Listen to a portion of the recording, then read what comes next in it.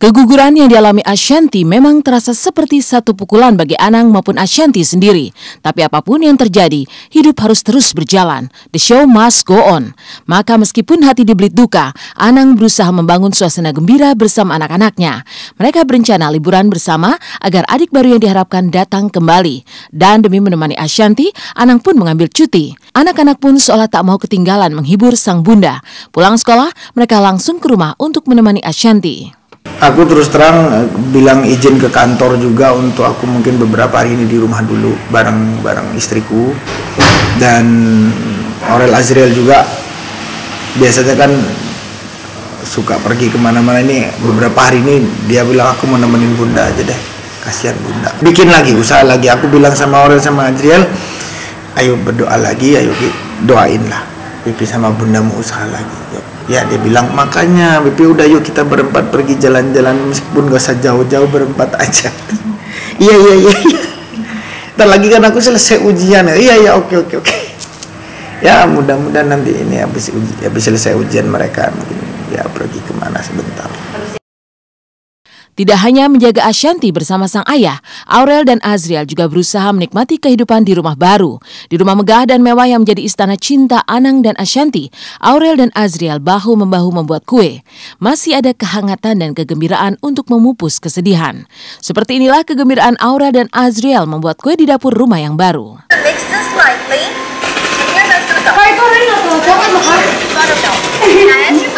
Orang nggak terlalu coklat. Bikin apa nih? Cupcake. Bikin cupcake di rumah baru. Kali apa kak? Dia bantu kakak. Hah? Dia suka cupcake? Hah? Sukanya apa?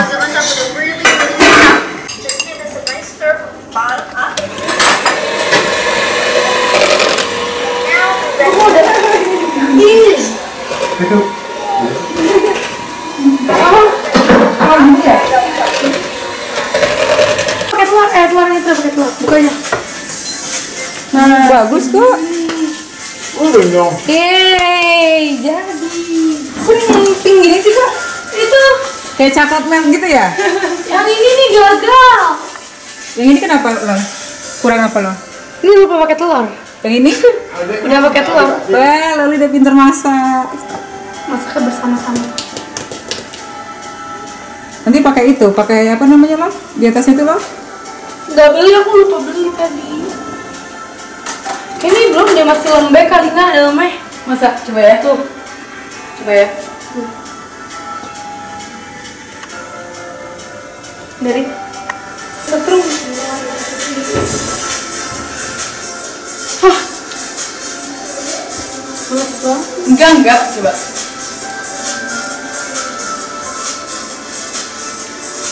Ada grip-gripnya lagi kan?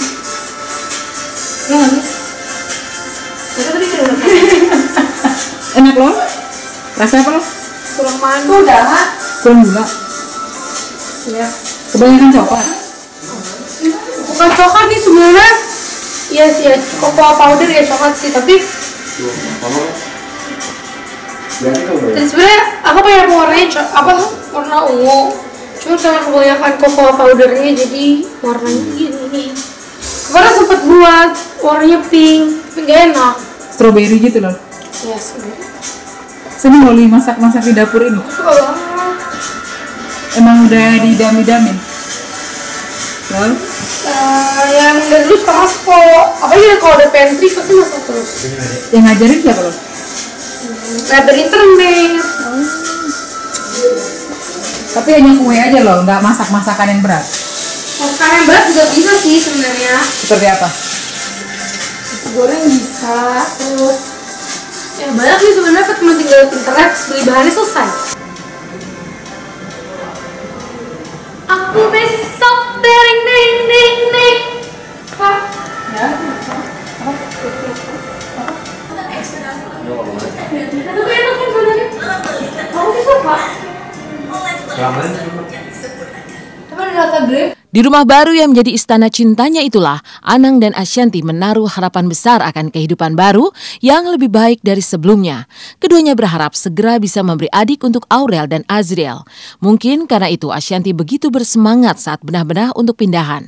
Seperti inilah harapan baru Anang dan Ashanty setelah menempati istana cintanya yang baru.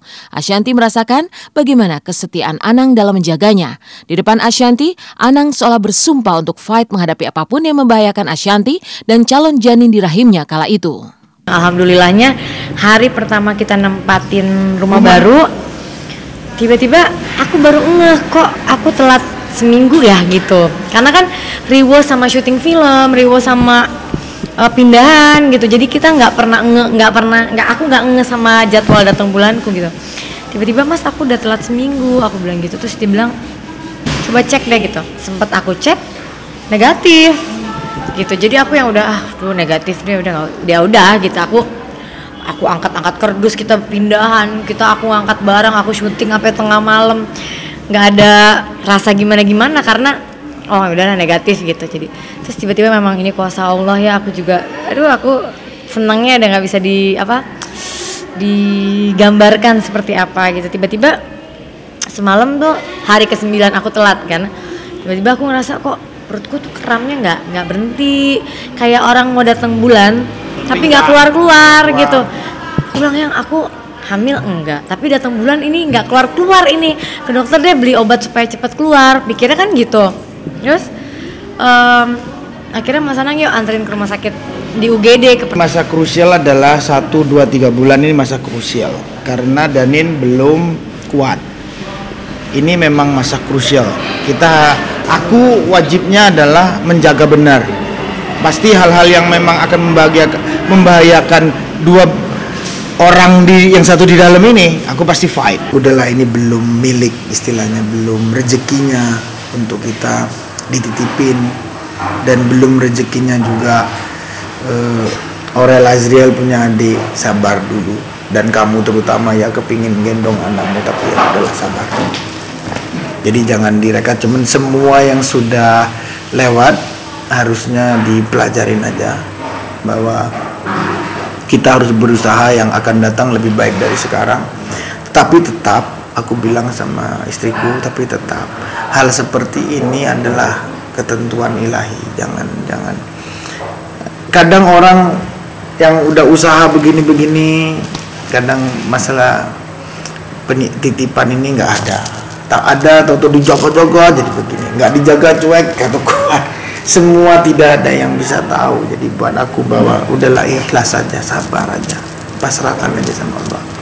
Anang dan Ashanty terpaksa menunda keinginan untuk segera memberi adik buat Aurel dan Azriel. Anang pun memilih pasrah dan tawakal. Lain halnya dengan komedian Epy Kusnandar yang meradang ketika angkat bicara soal kabar istrinya Karina dihubung-hubungkan dengan Arya Wiguna. Tapi benarkah Karin sengaja menjebak Arya dengan tidak menyebutkan status pernikahannya? Saksikan hanya di Intens di segmen berikutnya.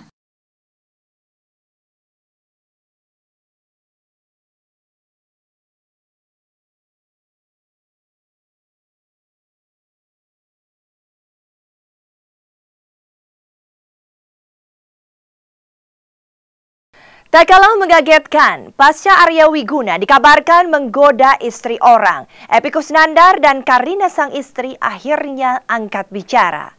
Malum saja Epy dan sang istri masuk dalam pusaran kabar yang mengagetkan itu. Tapi benarkah Karin sengaja membohongi Arya dengan tidak menyebutkan status pernikahannya? Benarkah Arya dijebak? Lalu apa kata Arya sendiri? Benarkah Arya akan menuntut Epy, suami Karina?